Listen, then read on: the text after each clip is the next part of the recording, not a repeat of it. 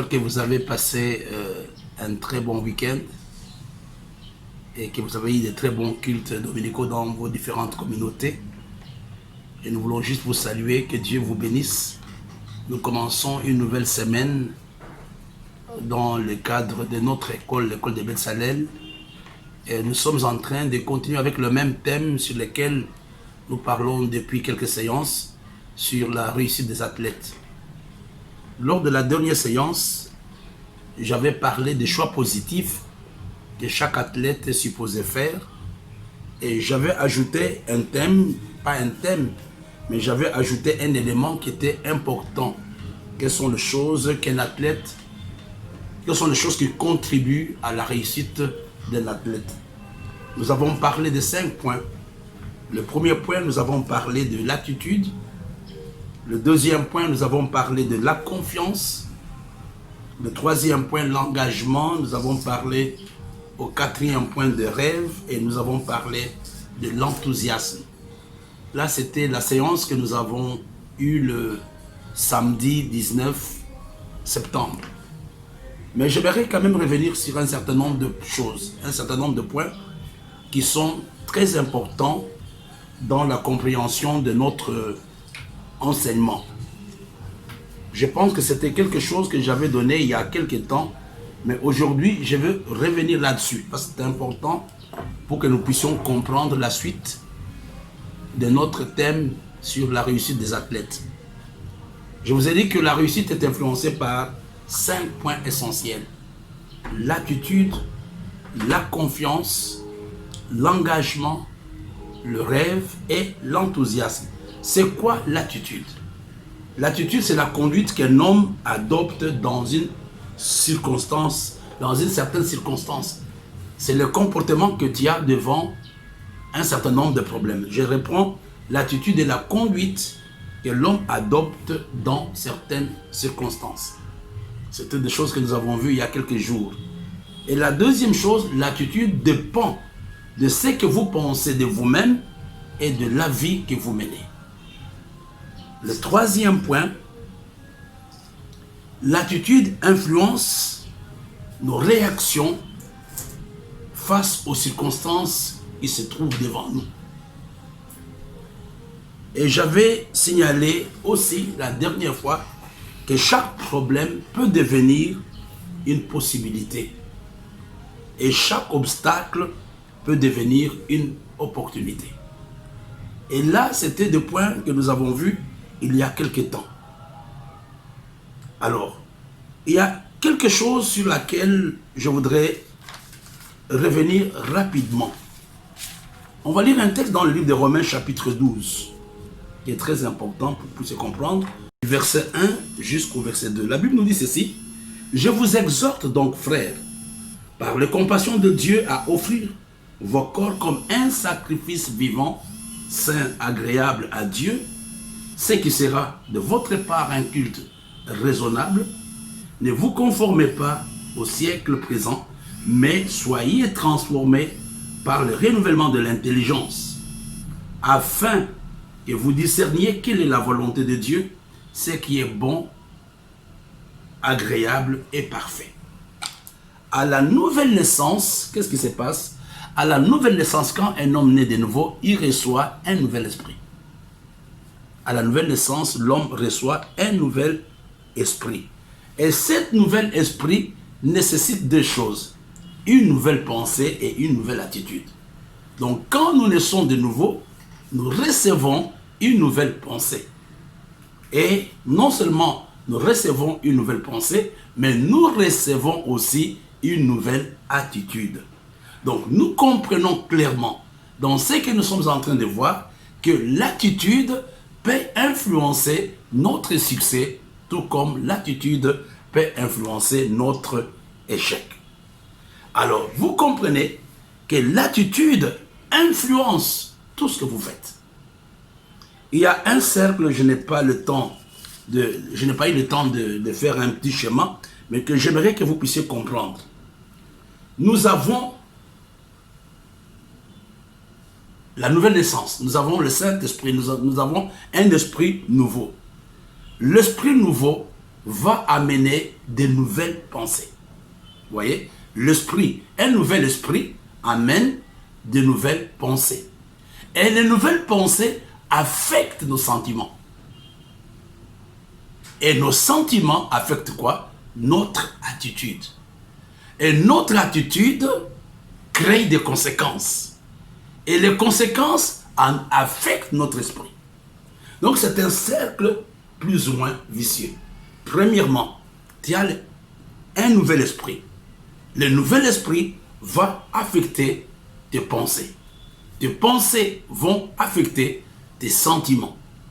Tes sentiments vont affecter ton attitude. Et ton attitude aura des conséquences. Et ces conséquences affecteront ton esprit. Donc j'aimerais que vous puissiez comprendre comment les choses fonctionnent.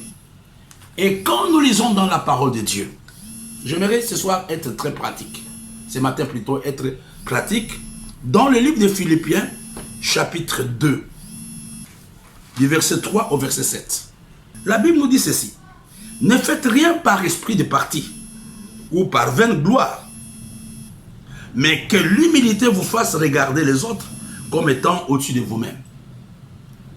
Que chacun de vous, au lieu de considérer ses propres intérêts, considère aussi ceux des autres. Ayez en vous les sentiments qui étaient en Jésus-Christ, lesquels, existant en forme de Dieu, n'a point regardé comme une proie à arracher d'être égal avec Dieu, mais s'est dépouillé lui-même en prenant une forme de serviteur, en devenant semblable aux hommes et ayant paru comme un simple homme. Dans le texte que nous venons de voir, nous voyons que le Seigneur avait 4 attitudes. Et les attitudes du Seigneur sont les mêmes attitudes qu'on doit retrouver dans la vie des athlètes. Quelles étaient les attitudes du Seigneur? Le Seigneur avait une attitude d'abord vis-à-vis de lui-même. Il y a une attitude que tu dois avoir vis-à-vis de toi-même. Et la deuxième chose, le Seigneur avait une attitude vis-à-vis des autres. Il y a une attitude que tu dois avoir vis-à-vis de toi-même, mais il y a aussi une attitude que tu dois avoir vis-à-vis des gens qui sont autour de toi, vis-à-vis des autres. Et la troisième attitude que le Seigneur avait, c'est une attitude vis-à-vis de la souffrance. Donc, parce que la souffrance affecte notre attitude, où il y a une relation entre la souffrance et l'attitude. Et la dernière attitude que le Seigneur avait, c'était l'attitude vis-à-vis de Dieu. Chaque personne, chaque athlète a 4 attitudes. La Bible nous dit, je reprends ce que nous venons de voir. La Bible nous dit, ne faites rien par esprit de parti ou par vaine gloire. Ceci, c'est par rapport à moi-même. Mais que l'humilité vous fasse regarder les autres comme étant au-dessus de vous-même. Et si c'est une attitude vis-à-vis de toi-même et vis-à-vis des gens qui sont autour de toi. Que chacun, au lieu de considérer ses propres intérêts, considère aussi ceux des autres. Donc ici, nous voyons clairement que chaque personne, les hommes et les femmes qui veulent réussir dans la course, doivent faire attention à ces 4 types d'attitudes.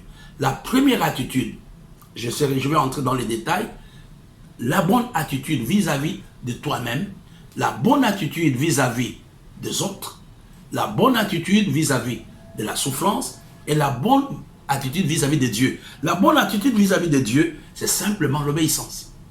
Donc on n'a pas à discuter là-dessus. Donc nous devons avoir une bonne attitude vis-à-vis de Dieu. Donc là, ce sont des choses, je pense, sur lesquelles nous aimerions mettre l'accent ce matin.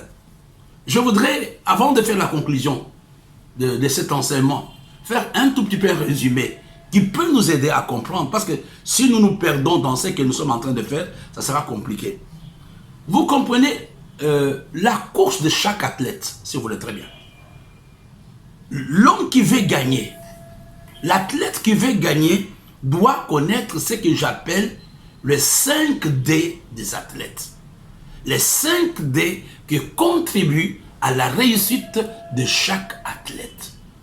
Ceci ne dépend pas de ta taille, ne dépend pas de ton âge, ne dépend pas de ta civilisation, mais ce sont des dés que nous avons déjà vus. Mais je vous donne un schéma pour que nous puissions bien commencer cette semaine. Le premier dé qu'on doit retrouver dans la vie de chaque athlète, le premier dé qui influence la réussite de l'athlète, c'est le désir. Un homme qui veut réussir doit le désirer. Quand tu ne désires pas quelque chose, tu ne l'auras pas.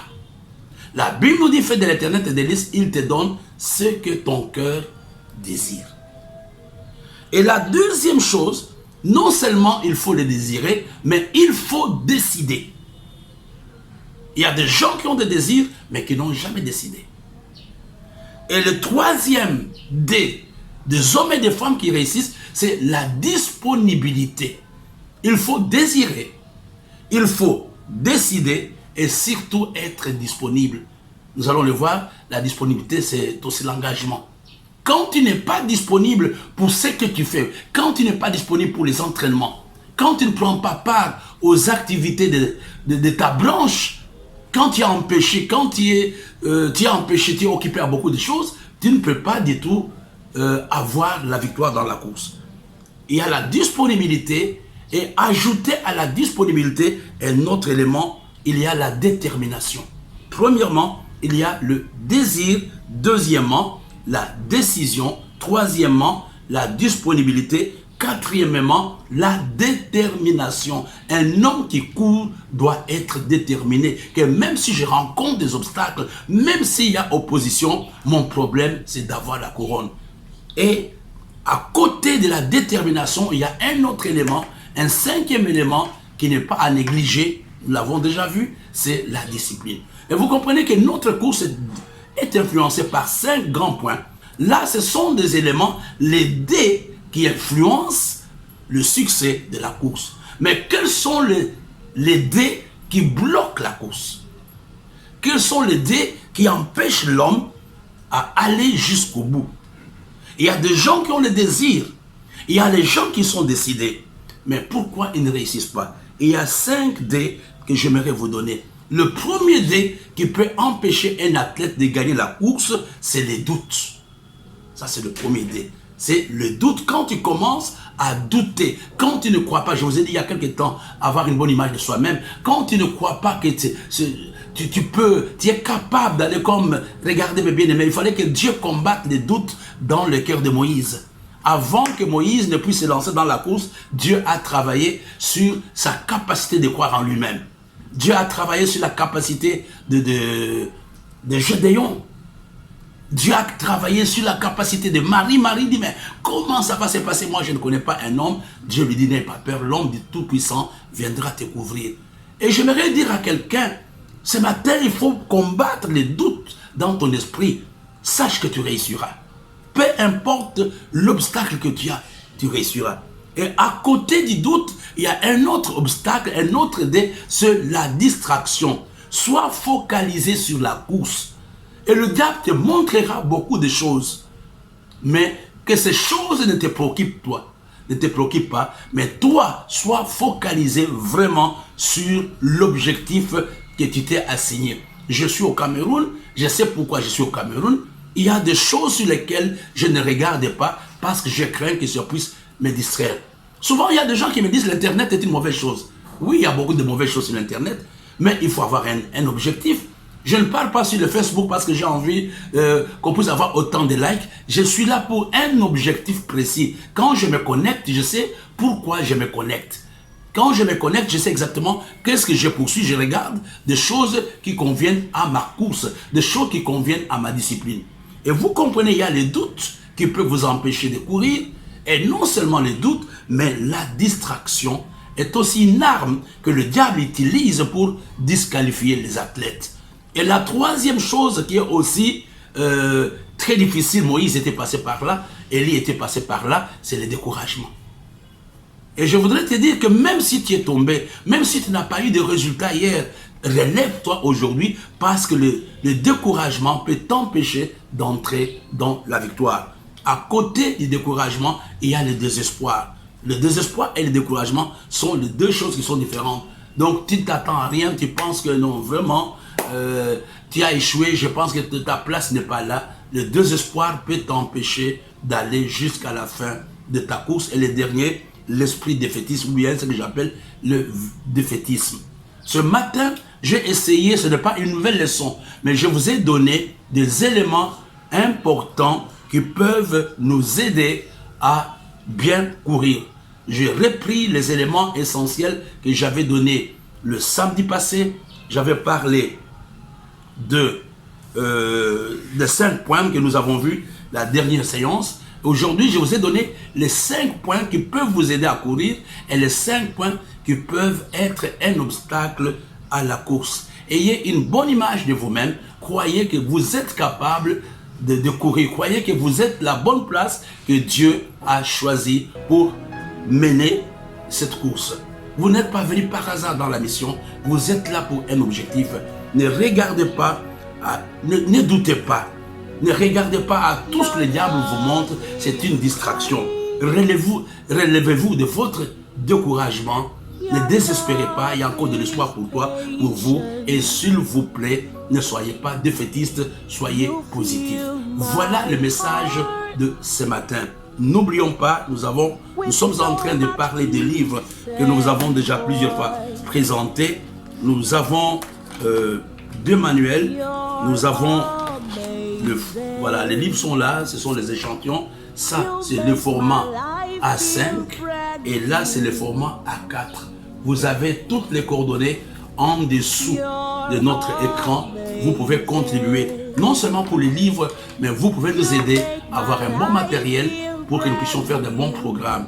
Regardez le vidéoprojecteur, les caméras, les appareils photo, les ordinateurs. Il y a quelqu'un qui m'a demandé de pouvoir donner le montant. Je ne peux pas donner le montant à l'écran. Si Dieu vous touche, appelez-moi ou appelez un de ces numéros.